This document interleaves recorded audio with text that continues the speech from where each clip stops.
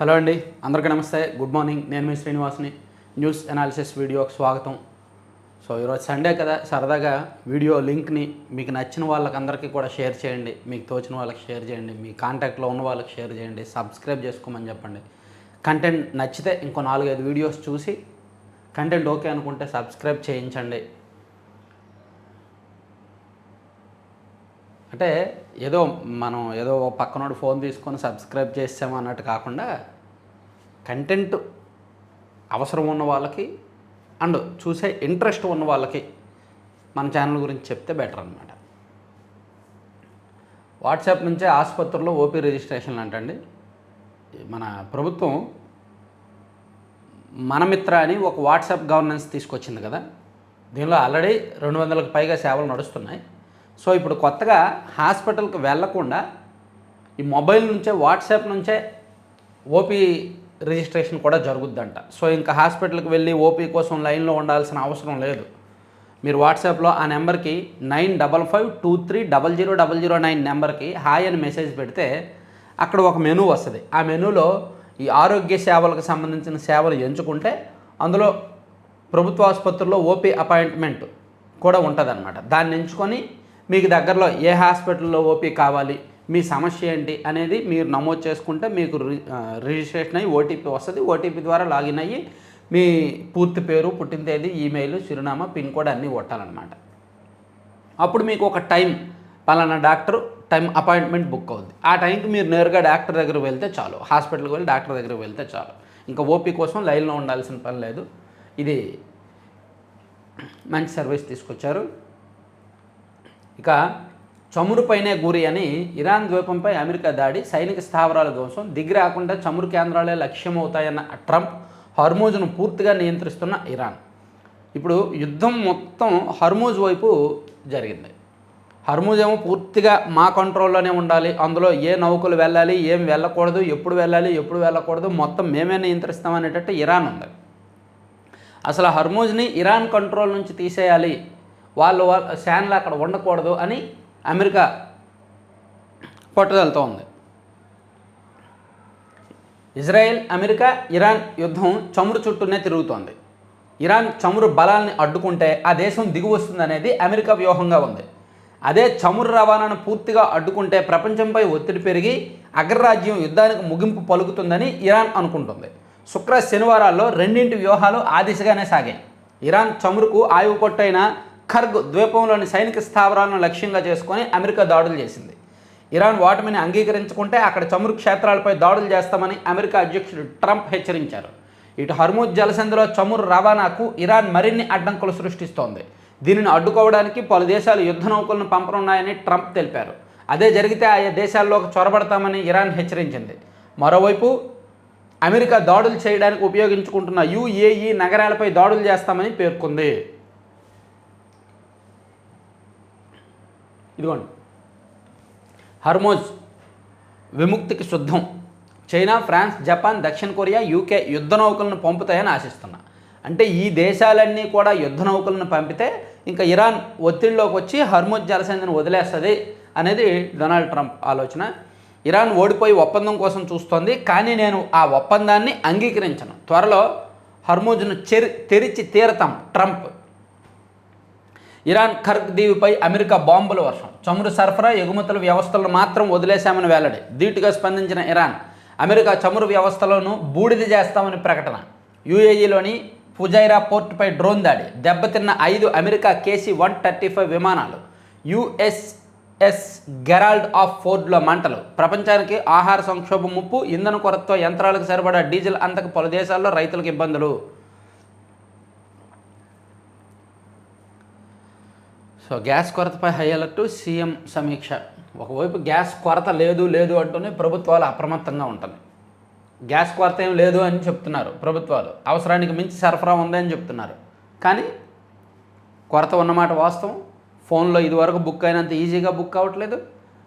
నేరుగా ఆఫీస్కి వెళ్ళాల్సి వస్తుంది. అక్కడ కూడా ఎప్పుడు పంపిస్తామో తెలీదు అనేటట్టు సమాధానాలు చెప్తున్నారు. ప్రభుత్వం మాత్రం కొరత ఏమీ లేదు, మేము సిద్ధంగా ఉన్నాం, మేము చూసుకుంటామని చెప్తున్నారు. మరోవైపు ఇరాన్ కొత్త ఖమేనీ ఉన్నాడు కదా, సుప్రీం లీడర్, మొత్తాబా ఆచూకీ చెబితే 93 కోట్ల నజరానా ఇస్తాము అని చెప్పి అమెరికా ప్రకటించిందండి. సో ఎవరైనా సరే ముస్తఫా ఆచూకీ చెప్తే ఆయన ఎక్కడ ఉన్నాడు అనేది ఆచూకీ చెప్తే 93 కోట్ల నజరానా ప్రకటించింది అమెరికా. ఇక నిన్న జనసేన పార్టీ ఆవిర్భావ దినోత్సవం జరిగింది కదా. సో మేబీ ఆవిర్భావ దినోత్సవం సందర్భంగా మనం చేసిన ఎక్స్క్లూజివ్ వీడియో అనాలిసిస్ మీరు చూసే ఉంటారు. AP 175 ఛానల్లో ఉంది, అందులో చూడండి. మనం చెప్పాం జనసేన పార్టీ రాబోయే 10 ఏళ్ల వ్యూహం ఎలా ఉండబోతోంది అనేది చాలా క్లియర్గా అనలైజ్ చేశాను.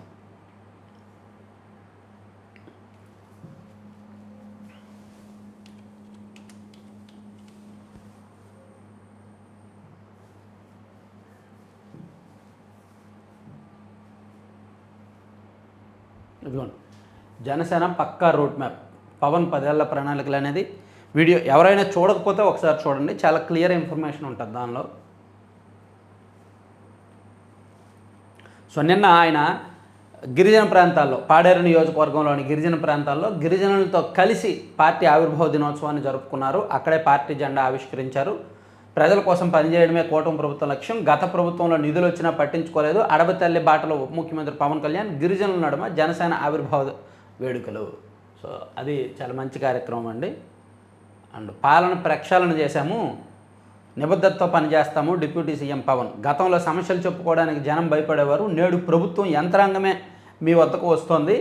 ఏడాదిన్నరలో గిరిజన ప్రాంతంలో 460 కిలోమీటర్ల రోడ్లు వేశాము.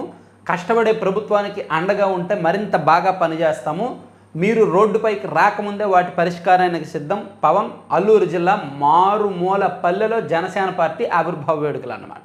సో చాలా కొత్త ప్రయత్నం చేశారు, దాన్ని అప్రిషియేట్ చేయాలి ఖచ్చితంగా. ఇక ఇప్పుడు ప్రజెంట్ బ్రేకింగ్ ట్రెండింగ్లో ఉంది. రాత్రి జరిగింది హైదరాబాద్లోని తెలంగాణ మాజీ ఎమ్మెల్యే, బీఆర్ఎస్ పార్టీ మాజీ ఎమ్మెల్యే ఇంట్లో ఫామ్ హౌస్లో ఒక పార్టీ జరిగింది, నిషేధిత మాదక ద్రవ్యాల పార్టీ జరిగింది. ఆ పైలట్ రోహిత్ రెడ్డి వాళ్ళ ఫామ్ హౌస్లో జరిగినట్టు చెప్తున్నారు. బీఆర్ఎస్ మాజీ ఎమ్మెల్యే పైలట్ రోహిత్ రెడ్డి ఉన్నాడు కదా, వాళ్ళ ఫామ్ హౌస్లో జరిగిందంట. అందులో ఆ పార్టీలో ఏలూరు ఎంపీ పుట్ట మహేష్ యాదవ్ కూడా పాల్గొన్నారు అనేది ఒక సమాచారం. నిజానికి ఆయన నిన్న మార్నింగ్ ఢిల్లీలో ఉన్నారు, మేబీ వచ్చేసి నిన్న రాత్రి పార్టీకి వెళ్ళారంట. అక్కడ మొత్తం 10 మంది ఉన్నారంట, పెద్దలు ప్రముఖులు. వాళ్ళందరికీ కూడా ఈ నిషేధిత మాదక ద్రవ్యాలు టెస్టులు చేస్తారు కదా, బ్లడ్ టెస్ట్ శాంపిల్స్ తీసుకుంటారు కదా, అందులో పుట్ట గారికి నెగిటివ్ వచ్చిందంట. పైలట్ రోహిత్ రెడ్డికి అండ్ కొంతమంది ప్రముఖులకు పాజిటివ్ వచ్చింది. పుట్ట మహేష్ గారికి మాత్రం నెగిటివ్ వచ్చినట్టు చెప్తున్నారు. మొత్తం 3 రాష్ట్రాల రాజకీయ నాయకులు ఉన్నట్టు ప్రచారం. పార్టీ నుంచి సమాచారంతో, పార్టీ జరుగుతున్న సమాచారంతో ఈగల్ టీం మెరుపు దాడి, గాలిలోకి కాల్పులు జరిపిన పార్టీలోని ఓ వ్యక్తి, 8 మందికి పరీక్షలు జరుపుతున్న పోలీసులు, మాజీ MLA Rohit Reddy arrest, cocaine revolver స్వాధీనం. తెలంగాణలోని తాండూరు మాజీ ఎమ్మెల్యే బీఆర్ఎస్ పైలట్ రోహిత్ రెడ్డికి చెందిన మొయినాబాద్ ఫామ్ హౌస్ మరోసారి వార్తల్లో నిలిచింది. శనివారం రాత్రి ఇక్కడ కాల్పులు కలకలం సృష్టించాయి. అక్కడ నిషేధిత మాదక ద్రవ్యాల పార్టీ జరుగుతోందన్న సమాచారం రావడంతో ఈగల బృందాలు మెరుపుదాడులు చేశాయి. అక్కడ ఉన్న 8 మంది పార్టీ చేసుకుంటున్నట్టు తెలిసింది. వీరందరినీ అదుపులోకి తీసుకుని పరీక్షలు చేస్తున్న పోలీసులు వచ్చిన రిపోర్టుల ఆధారంగా అరెస్టులు చేస్తున్నట్టు సమాచారం. ఫామ్ హౌస్లో ఆ సమయంలో ఏలూరు టీడీపీ ఎంపీ పుట్ట మహేష్ యాదవ్, మొరగనేని రమేష్, శ్రవణ్ కుమార్, నాలపనేని విజయకృష్ణ, రితీష్ రెడ్డి, నీవీత్ శర్మ ఉన్నట్టు ప్రచారం జరుగుతోంది. సో ఇట్లా ప్రముఖులందరూ కూడా ఉన్నారంట ఈ పార్టీలో. దీనికి అప్డేట్స్ ఏమైనా ఉంటే నేను మళ్ళీ ఒక సపరేట్ వీడియో చేస్తానండి. ప్రజాప్రతినిధులుగా ఉండాల్సిన వాళ్ళు ఇటువంటి పార్టీలకు వెళ్తే ఖచ్చితంగా విలువ కోల్పోతారు, జాగ్రత్తగా ఉండాలి. ఇక వంట గ్యాస్ బ్లాక్ చేస్తే కఠిన చర్యలు, సరఫరా వ్యవస్థల పునరుద్ధరణకు చర్యలు. ఎల్పీజీ సరఫరాపై సమీక్షించిన మంత్రులు అచ్చెన్నాయుడు, కేశవ్. వంట గ్యాస్ బ్లాక్ మార్కెటింగ్కు పాల్పడే వారిపై కఠిన చర్యలు తీసుకుంటామని ఆర్థిక మంత్రి పయ్యావుల కేశవ్ స్పష్టం చేశారు. గ్యాస్ సరఫరాలో ఇబ్బంది లేకుండా కేంద్ర రాష్ట్ర ప్రభుత్వాలు చర్యలు తీసుకుంటున్నాయని, వినియోగదారులు ఆందోళన చెందాల్సిన పని లేదని వివరించారు. అదిగో ఆందోళన చెందాల్సిన పని లేదు, కానీ వాళ్ళకు మాత్రం టైంగా అందకపోతే ఆందోళన ఉంటుందిగా. ఇక చంద్రబాబుపై రాళ్ల దాడి ఘటనలో నిందితులకు హైకోర్టు షాక్. 4గురికి నందిగామ మేజిస్ట్రేట్ ఇచ్చిన బెయిల్ రద్దు. ఎస్, ఈ ఒక్కటే కాదు, నందిగామ ఒక్కటే కాదు, పొంగనూరు నియోజకవర్గంలో కూడా రాళ్ల దాడి చేశారు చంద్రబాబు గారి మీద, ఎర్రగొండపాలెంలో కూడా చేశారు. సో వాళ్ళను కూడా పట్టుకోవాలి. అండ్ ఇంకెక్కడ భీమవరంలోనో ఎక్కడో చేసినట్టు గుర్తు. సో మెయిన్ ఏంటంటే పొంగనూరులో అయితే ఒక పెద్ద గందరగోళం సృష్టించారు అప్పుడు కల్లూరు సెంటర్లో. ఆయన పొంగనూరు రావడానికి వీల్లేదు అని ఆ ముఠాన్ని పట్టుకోవాలి, ఆ బ్యాచ్ని పట్టుకోవాలి. సో వైకాపా నేతల మొండితో ఒక సోదరులకు షరతులతో కూడిన ముందస్తు వేలు. వైకాపా హయాంలో అప్పటి ప్రతిపక్ష నేత చంద్రబాబును అంతమొందించాలని ప్రణాళికతో ఎన్టీఆర్ జిల్లా నందిగాంలో రాళ్లదాడికి పాల్పడిన మొదటి 4 నిందితులకు హైకోర్టు షాక్ ఇచ్చింది. హత్యాయత్నం తదితర తీవ్ర సెక్షన్లు వర్తించమంటూ నామమాత్రపు సెక్షన్లతో రిమాండ్ విధించడంతో పాటు వెంటనే సెల్ఫ్ బెయిల్ మంజూరు చేస్తూ నందిగాం మొదటి తరగతి అదనపు జ్యుడిషియల్ మేజిస్ట్రేట్ 2024 నవంబర్ 23న ఇచ్చిన ఉత్తర్వులను హైకోర్టు తప్పుపట్టింది.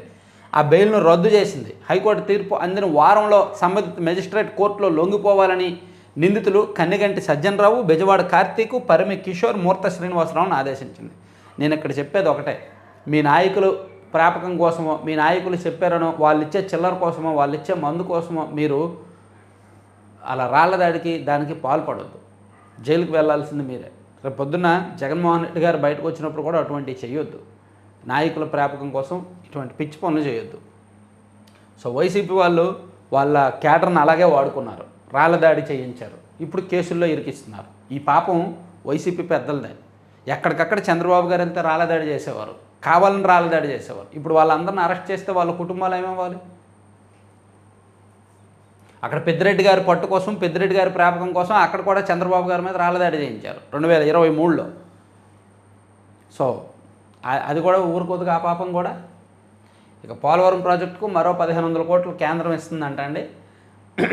సో దీంతో ఎన్డీఏ ప్రభుత్వంలో ఇప్పటి వరకు 7020 కోట్లు అడ్వాన్స్ ఇచ్చినట్టంట. పోలవరం ప్రాజెక్టుకు కేంద్రం మరో విడత నిధులు 1508 కోట్లు అడ్వాన్స్గా ఇచ్చింది. ప్రస్తుత బడ్జెట్లో 5936 కోట్లు కేటాయించింది. అంతకుముందు ఆర్థిక సంవత్సరం అడ్వాన్స్గా ఇచ్చిన నిధులను ఈ ఆర్థిక సంవత్సరం మార్చి వరకు ఖర్చు చేశారు. ఫలితంగా ఈ ఆర్థిక సంవత్సరం బడ్జెట్ను కేంద్రం 3017 కోట్లకు సవరించింది. కేంద్రం ఇంతవరకు ఇచ్చిన అడ్వాన్స్లో 80% ఖర్చు చేయడంతో 3వ విడత అడ్వాన్స్ నిధులు ఇవ్వాలని పోలవరం ప్రాజెక్టు అథారిటీ ద్వారా కేంద్రాన్ని కోరారు. ప్రస్తుతం 1508 కోట్లు కేంద్రం అడ్వాన్స్గా ఇచ్చింది. ఈ నిధులను మార్చి 15 లోపు ఖర్చు చేస్తే ప్రస్తుతం బడ్జెట్లో మిగిలిన నిధులను విడుదల చేస్తామని కేంద్రం షరతు విధించింది. మంచిది. ఆల్రెడీ బిల్లులు ఏవో పెండింగ్లు ఉన్నాయిగా, ఇచ్చేస్తారు. ఇక బోటు మేడ్ ఇన్ కాకినాడ. ఎట్టకేల కాకినాడలో బోటు నిర్మాణ యార్డులో తొలి బోటు సిద్ధమైంది. దాన్ని కాకినాడ నగర ఎమ్మెల్యే కొండబాబు శనివారం ప్రారంభించారంట. తెదేపా ప్రభుత్వ హయాం 2014-19లోనే ఈ యార్డు నిర్మాణానికి చర్యలు తీసుకున్నారు. అందుకు అప్పటి ప్రభుత్వం 7 కోట్లు కేటాయించింది. పనులు చివరిలో ఉండగా ప్రభుత్వం మారింది. వైకాపా యార్డును ప్రైవేటు వ్యక్తులకు లీజుకి ఇచ్చింది. దీంతో పడవల నిర్మాణ పనులు నామమాత్రంగానే కొనసాగాయి. కూటమి ప్రభుత్వం రాగానే యార్డును మత్స్యశాఖ పరిధిలోకి తీసుకొచ్చి అప్పటి నుంచి స్థానికులే బోట్లు తయారు చేస్తున్నారంట. ఇదిగోండి, మొత్తం 8 బోట్ల నిర్మాణం చేపట్టగా 1 భారీ బోటు సిద్ధమైంది, పూర్తయిందనమాట నిర్మాణం. ఇక దేవుడి భూముల్లో ఇతరులవి 1,50,000 ఎకరాల పైనే గతంలో ఎడాపెడా నిషేధ జాబితాలో చేర్చేసిన వైనం. తాజాగా వాటికి మోక్షం కల్పించేందుకు ప్రభుత్వం కసరత్తు.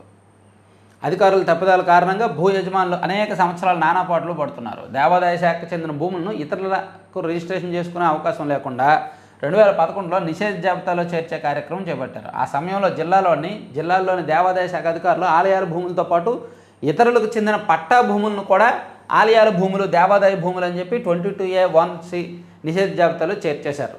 సో అప్పటి నుంచి పాపం వాళ్ళందరూ, రైతులందరూ కూడా మా పట్టా భూములకి ఎన్ఓసి ఇవ్వండి, మా సొంత భూములు అని చెప్పి తీసుకెళ్తూనే ఉన్నారు. కానీ అధికారులు పట్టించుకోలేదు.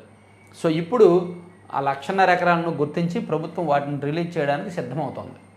ఇక నర్సింగ్ విద్యార్థులకు ఆన్లైన్లో రిజిస్ట్రేషన్లు 16 నుంచి అందుబాటులోకి సేవలు. నర్సింగ్ కోర్సు పూర్తి చేసిన విద్యార్థులకు ఆన్లైన్లో ప్రాథమిక రిజిస్ట్రేషన్ చేసుకునేలా వైద్యారోగ్య శాఖ వెసులుబాటు కల్పించింది. ప్రస్తుతం రెన్యువల్స్ మాత్రమే ఆన్లైన్లో జరుగుతున్నాయి. ఈ నెల 16 నుంచి రిజిస్ట్రేషన్ సేవలు కూడా వస్తాయంటండి. కాణిపాకం ఆలయానికి కొత్త పుష్కరిణి బ్రహ్మోత్సవాల నాటికి సిద్ధం. ప్రస్తుతం కోనేటి స్థలంలో మాడవీధుల నిర్మాణం. కాణిపాకం వరసిద్ధి వినాయక స్వామి గుడికి కొత్తగా కోనేరు నిర్మించాలని ఆలయ పాలక మండలి నిర్ణయించింది. ఈ ఆలయానికి 3 వైపులా మాడవీధులు విశాలంగా ఉన్న ముందు వైపు పుష్కరిణి కారణంగా బ్రహ్మోత్సవాల వేళ వాహన సేవలకు ఇబ్బందులు తలెత్తున్నాయి. ఈ పుష్కరిణిని పూడ్చి వేసి సమీపంలోనే స్వపదా మండకానికి 60 అడుగుల దూరంలో మరిన్ని హంగులతో నూతన సరోవరాన్ని 3.5 కోట్ల వ్యయంతో నిర్మించబోతున్నారంట. సో ఇప్పుడున్న పుష్కరిణి కొలతలు ఇవే రాళ్ళు వినియోగిస్తారంట. ఇప్పుడున్న పుష్కరిణి 140 అడుగుల పొడవు, 140 అడుగుల వెడల్పు, 12 అడుగుల లోతులో ఉంది. సో కొత్త పుష్కరిణి కూడా ఇదే తరహాలో ఇదే కొలతలతో నిర్మిస్తారు. దానికి 3.5 కోట్లు వ్యయం అంచనాలు వేశారంట. మన వాళ్ళకి ఎవరికో కాంట్రాక్ట్ ఇచ్చేయండి. ఏజెంట్ ఏ ఎదుర్కొండిలా ఓకే. కల్తీని కట్టడి చేసే సిబ్బంది ఏరే. కీలక విభాగంలో 579 పోస్టులు ఖాళీ. ఉన్న సిబ్బంది చుట్టపు చూపుగా విధులు. ఆహార కల్తీ ఉదంతాల్లో సామాన్యులు బలి. రాష్ట్రంలో ఇటీవల ఆహార కల్తీ ఉదంతాలు ఆందోళన కలిగిస్తున్నాయి. తినే పదార్థాలు అసలువో నకిలీవో తెలుసుకోలేని సామాన్యులు బలి అవుతున్నారు. రాజమహేంద్రవరంలో పాల కల్తీ కారణంగా 16 మంది చనిపోగా, శ్రీకాకుళంలో కలుషిత నీరు తాగి 3 మరణించారు. విజయవాడలోనూ కలుషిత నీటి సరఫరా స్థానికులను భయపెట్టింది. అంతకుముందు మారేడుమల్లి, దేవరపల్లి, పెదనందిపాడు తదితర వసతి గృహాల్లోనూ ఆహార కల్తీ కారణంగా పలువురు విద్యార్థులకు అస్వస్థతకు గురయ్యారు. కరెక్టే కదా, సరైన నీరు ఇవ్వట్లేదు, సరైన భోజనం పెట్టట్లేదు. సో ఎందుకంటే కల్తీని గుర్తించే పర్యవేక్షణ ఆ సిబ్బంది లేరన్నమాట. అది సమస్య. జిల్లాల్లో గెజిటెడ్ ఫుడ్ ఇన్స్పెక్టర్ పోస్టులు ఉండాలి. అలాగే ఫుడ్ సేఫ్టీ అధికారి, సూపరింటెండెంట్లు, సీనియర్ సహాయకులు, ఇలా చాలా పోస్టులు ఖాళీగా ఉన్నాయంట. సో వీటన్నింటినీ భర్తీ చేస్తే, వాళ్ళు పని చేస్తే, భర్తీ చేసినంత మాత్రాన్ని కాదు, వాళ్ళు పని చేస్తే అప్పుడు ఇవన్నీ తగ్గుతాయి. సో ఇక్కడ ఈనాడులో ఏపీకి చెందిన ప్రజాప్రతినిధి ఉన్నట్టు పేరు లేకుండా ఓ పులిహార వార్త రాశారు. ఆంధ్రజ్యోతిలో డైరెక్ట్ పేరు రాశారు. మొయినాబాద్లో జరిగిన నిషేధిత మాదక ద్రవ్యాల పార్టీ. వైకాపా హయాంలో ప్రతి శాఖలోనూ కుంభకోణమే.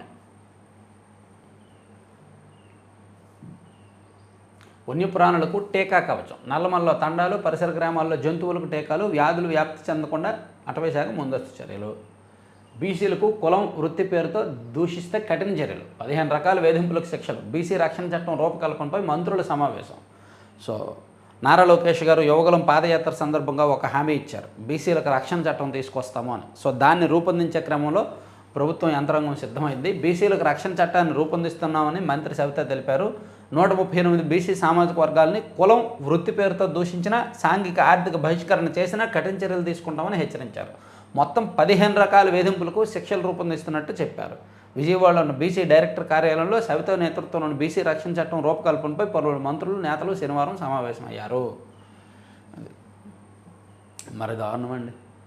ఇక్కడ రాజు వెడ్స్ రాంబాయి సినిమాలో ఆ సొంత కూతురి శరీరంలోకి తండ్రే ఎక్కిస్తాడు కదా, అది సినిమా. అఫ్కోర్స్ అది జరిగిన కథనే సినిమాగా తీశారంట. ఇక్కడ చూడండి, హైదరాబాదు ఘట్కేసర్లో ఘటన జరిగింది. ప్రేమికురాలి శరీరంలోకి రక్తం.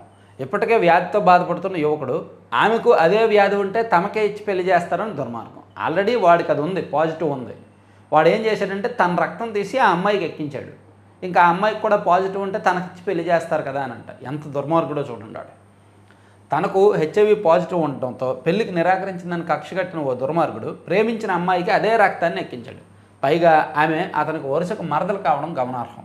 మల్కాజిగిరి పోలీస్ కమిషనరేట్ పరిధిలో పోచారం ఐటీ కారిడార్ ఠాణా పరిధిలో ఈ అమానవీయ ఘటన చోటు చేసుకుంది.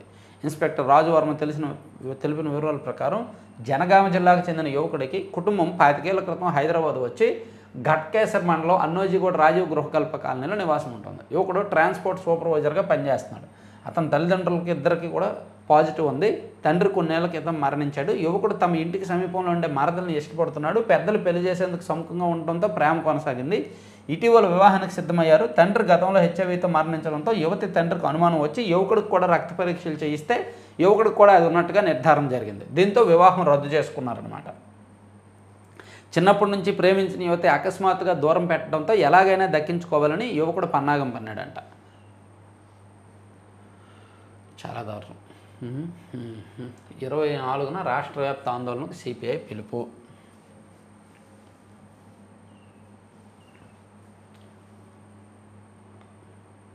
సొసైటీ ఏమవుతుందో, మానవీయ విలువలు ఏమవుతున్నాయో, వ్యవస్థలు ఏమవుతున్నాయో. గ్యాస్ సరఫరాపై నిరంతరం పర్యవేక్షణ. సీఎం చంద్రబాబు ఆదేశాలతో యంత్రాంగం అప్రమత్తం. బిడ్డలను చెరువులో తోసి తల్లి, అనుమానానికి 3 ప్రాణాలు బలి. ఇది పక్కన పెట్టి సాక్షికి వెళ్దాం. సాక్షిలో మా సహనానికి పరీక్ష. ఈ 2 ఏళ్లలో మీరు ప్రభుత్వ ఉద్యోగులకు చేసిందేమీ లేదు. పిఆర్సీ లేదు, ఐఆర్ లేదు, బకాయిలు ఊసే లేదు. ఇంతటి దయనీయ పరిస్థితి ఎప్పుడూ లేదు. ఉద్యోగులు అడుగుతున్న ప్రశ్నలకు నాయకులుగా సమాధానం చెప్పలేకపోతున్నాం. చేత కాకపోతే తప్పుకోండి మాట్లాడుతున్నారు. పిఆర్సీ దూరం అవుతుందనే ఆందోళన అందరిలో ఉంది. ఐఆర్ ప్రకటించకపోవడం చరిత్రలో ఇదే మొదటిసారి. సరెండర్ లీవులు, డిఏలు సైతం పెండింగే. పెన్షనర్లు, చనిపోయిన ఉద్యోగులు, కుటుంబాల పరిస్థితి దయనీయం. ప్రభుత్వం నుంచి అందాల్సిన బెనిఫిట్లలో ₹1 అందలేదు. రిటైర్ అయిన వాళ్ళు రావాల్సిన బెనిఫిట్లు తీసుకోకుండానే మరణాలు. ఉద్యోగులకు 30,000 కోట్లు, పెన్షనర్లకు 10,000 కోట్లు బకాయి. ప్రభుత్వానికి మేము సహకరిస్తున్నా, ప్రభుత్వం నుంచి సహకారం లేదు అని జేఏసీ అమరావతి రాష్ట్ర చైర్మన్ బొప్పరాజు వెంకటేశ్వర్లు మండిపడ్డారు. నిన్న సుదీర్ఘ ప్రెస్ మీట్ పెట్టి అనేక అంశాల మీద ఆయన మాట్లాడారు. సో నిజానికి ఏ ప్రభుత్వమైనా నడవాలంటే ఉద్యోగులు కీలకం, ఏ ప్రభుత్వం అధికారంలోకి రావాలన్నా ఉద్యోగులు కీలకం. అయితే ప్రభుత్వాలు వచ్చిన తర్వాత ఎందుకో ఉద్యోగులకు పూర్తి స్థాయిలో చేయలేవు. ఎందుకంటే ఉద్యోగులకు చేయడానికి రాష్ట్ర బడ్జెట్లు, రాష్ట్ర ఆర్థిక పరిస్థితులు సరిపోవు. అలాగని వాళ్ళని పూర్తిగా కూడా అలా ఉంచకూడదు. ఓయా మీడియాగా కొంత వాళ్ళు అడిగిన దానిలో ఒక 40 to 50% అయినా సరే చేస్తూ ఉండాలి. అది కూడా ఈ ప్రభుత్వం చేయట్లా. మరి ఏమైందో. సో అందుకు ఉద్యోగులు అయితే మాత్రం వ్యతిరేకంగా ఉన్నమాట వాస్తవం. ఇక అప్పుల కుప్పలు దాచలేక తిప్పలు, పచ్చి అబద్ధాలతో అడ్డంగా దొరికిపోయిన చంద్రబాబు సర్కారు. అప్పుల గురించి మనం సెపరేట్గా మాట్లాడడం వేస్ట్ అండి. వాళ్ళు చేశారు, వీళ్ళు చేస్తున్నారు. అప్పులు చాలా దారుణంగా చేస్తుంది కూటమి ప్రభుత్వం. అందులో మనం ఖచ్చితంగా చెప్పుకోవచ్చు. చాలా దారుణంగా అప్పులు చేస్తున్నమాట వాస్తవం. నెలకి 7,000 కోట్ల వరకు సుమారుగా ఆర్బీఐ నుంచి సెక్యూరిటీ బాండ్లు వేలం పెట్టి అఫీషియల్గానే 7,000 కోట్లు తెస్తున్నారు చూడండి నెలకి. ఇంకా అన్అఫీషియల్గా ఇంకెంత తెస్తారో. సో ఆర్బీఐ గణాంకాల ప్రకారమే 1.82 లక్షల కోట్ల బడ్జెట్ అప్పు. బాబు సర్కారు ఇచ్చిన గ్యారంటీ అప్పులు 1.51 లక్షల కోట్లు. రెండు కలిపి 22 నెలల్లో మొత్తంగా 3.33 లక్షల కోట్లు. ఇందుకు గణాంకాలు ప్రభుత్వ జీవోలే సాక్ష్యం అని చాలా గట్టిగా రాశారు. ఇక నిషేధిత మాదకద్రవ్యాల పార్టీలో పట్టుబడ్డ టీడీపీ ఎంపీ పుట్ట. పార్టీ జరుగుతుందనే సమాచారంతో రోహిత్ రెడ్డి ఫామ్ హౌస్లో ఈగల టీం సోదాలు. పుట్ట మహేష్ కుమార్తో పాటు రాజస్థాన్ మాజీ ఎమ్మెల్యే మరికొందరు. మఫ్టీలో ఉన్న పోలీసులపైకి కాల్పులు జరిపిన యువకులు. కొకైన్, మద్యం, గన్ స్వాధీనం చేసుకున్న పోలీసులు. తెలంగాణకు చెందిన మాజీ ఎమ్మెల్యే పైలట్ రోహిత్ రెడ్డి, అతని సోదరుడు సహా 5గురికి పాజిటివ్ వచ్చింది. ఇక దద్దరిల్లిన ఖర్క్. 90 సైనిక లక్ష్యాలపై బాంబుల వర్షం. ఇరాన్ మౌలిక వ్యవస్థలన్నీ ధ్వంసం. అమెరికా త్వరలో. ఇది అదే ఇందాక చెప్పుకున్నాం కదా, అదేలే. వైరముత్తుకు జ్ఞాన్పీఠ్ పురస్కారం. తమిళ రచయిత వైరముత్తుకు జ్ఞాన్పీఠ్ పురస్కారం వచ్చిందంట. న్యాయ వ్యవస్థలో ఏఐ పాత్ర పరిమితమే. న్యాయ వ్యవస్థలో కృత్రిమ మేధ పాత్ర పరిమితమేనని, వాదనలు, తీర్పులు లాంటి విధులు నిర్వహించలేదని సుప్రీంకోర్టు న్యాయమూర్తి జస్టిస్ విక్రమ్నాథ్ పేర్కొన్నారు. కరెక్టే. ఇక మహిళల hockey world cup qualifying tourney ఫైనల్లో ఇంగ్లాండ్ను భారత్ను ఓడించి విజేతగా నిలిచింది. ఇంగ్లాండ్ గెలిచిందా? సో అయితే ప్రపంచ కప్కు మాత్రం భారత్ అర్హత సాధించింది.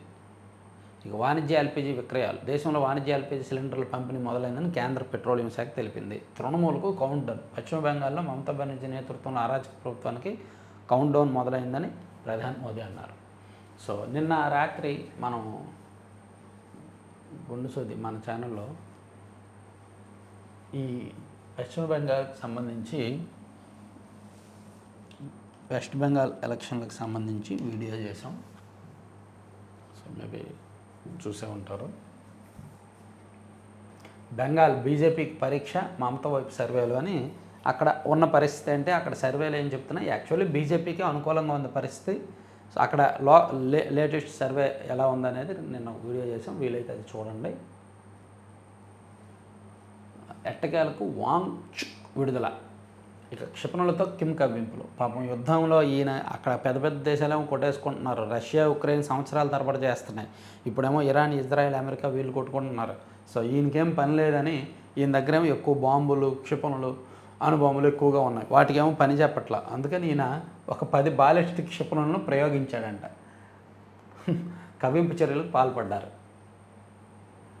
సో అది రాశారు.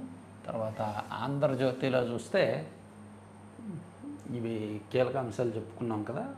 మోదీదే ఈ శతాబ్ది అని.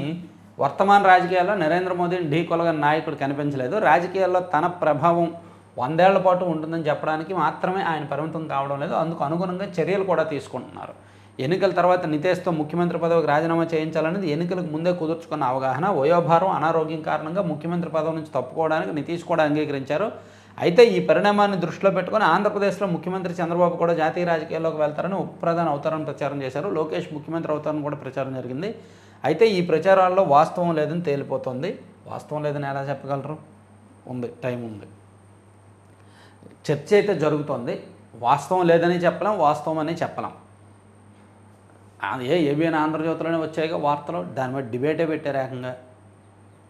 ఇక జైలు నుంచి సోనం వాంగ్చుక్ విడుదల. తర్వాత తమిళ సాహితీవేత్త వైరముత్తుకు జ్ఞానపీఠ్. బహుగ్రంథకర్తగా, సినీ పాట రచయితగా ప్రసిద్ధి. రోజా సినిమాలోని చిన్ని చిన్ని ఆశ పాట ఆయనదే. 23 ఏళ్ల తర్వాత తమిళనాడుకు లభించిన సాహితీ పురస్కారం. చిన్న చిన్ని ఆశ, చిన్నదాని ఆశ, ముద్దు ముద్దు ఆశ. వడగాడ్పులపై అప్రమత్తం. సమ్మర్ యాక్షన్ ప్లాన్ 2026 సిద్ధం. గంట గంటకు ప్రజలను అప్రమత్తం చేసేలా ఏర్పాట్లు. మెసేజ్లు వస్తున్నాయి ఎప్పటికప్పుడు ఆర్టీజీఎస్ నుంచి మనకు. మీ ప్రాంతంలో ఈసారి వడగాడ్పులు ఎక్కువగా ఉంటాయి, మీరు బయటికి వెళ్ళొద్దు. మీ ప్రాంతంలో ఇప్పుడు పిడుగులు పడే అవకాశం ఉంది, బయటికి వెళ్ళొద్దు. అటువంటి మెసేజ్లు వస్తున్నాయి కదా. సో రియల్ టైంలో పర్యవేక్షిస్తూ ఆ ప్రాంతాన్ని ఎప్పటికప్పుడు అప్రమత్తం చేస్తుంది ప్రభుత్వం. ఆ విషయంలో అయితే మనం ప్రభుత్వాన్ని అప్రిషియేట్ చేయాలి. ఇక రాష్ట్రాభివృద్ధిలో ఎన్ఆర్ఐల పాత్ర, ప్రత్యేక పాత్ర. రాష్ట్రాన్ని తిరిగి గాడిన పెట్టే సామర్థ్యం చంద్రబాబుకే ఉంది. కోమటి జయరాం.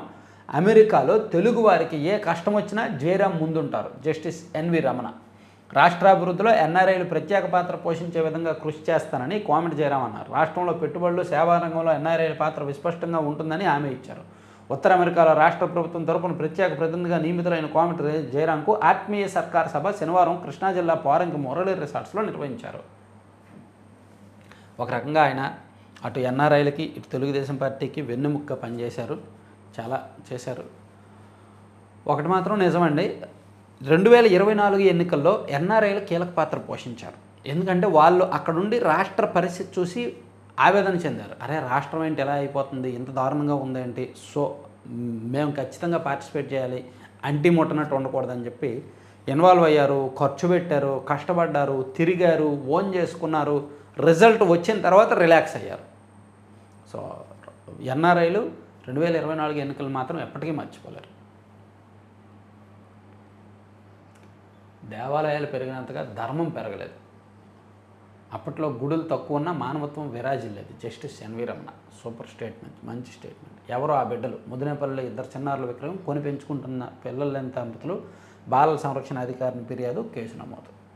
ఏలూరు జిల్లా ముదినేపల్లి మండలంలో 2 పసిపిల్లల విక్రయాలు జరిగిన 2 ఘటనలు వెలుగులోకి వచ్చాయంటండి. సో ఇవండి న్యూస్ అనాలిసిస్ వీడియో. సో చివరి వరకు చూసిన ప్రతి ఒక్కరికి ధన్యవాదాలు. కంటెంట్ నచ్చిన వాళ్ళు దయచేసి షేర్ చేయండి. Thank you very much.